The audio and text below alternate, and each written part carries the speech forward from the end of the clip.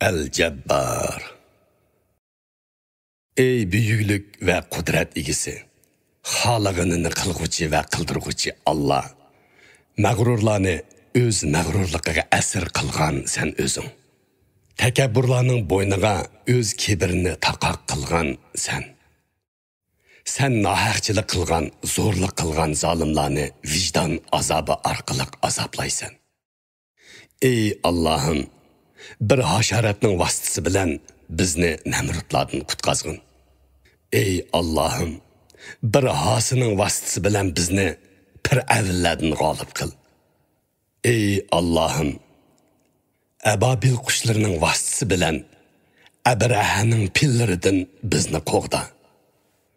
Biz bilmagan bir vasitalar bilan bizni hozirgi xorliqimizdan qutqazgin.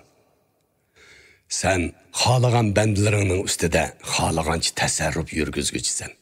Ey Allah, bizning ustimizdan bu zolimlarni ko'tarib etgin. Zolimlarni, kofirlarni o'z oralarida amaq qilgin. Ularga bizni va boshqa musulmonlarni azgudak fursat bermagin. Men ojizman, hikmatlaringni bilib bo'lamayman. Ey Allah'ım, aldırangılıqımdan yoki bilimsizligimdan sening taqdiring ustidan nafsimning meni isyon qilg'izishiga fursat berma. Aqlimning meni ozdirishiga yo'l qo'yma. Ey Allah'ım, meni har doim itoatingda sabit qil.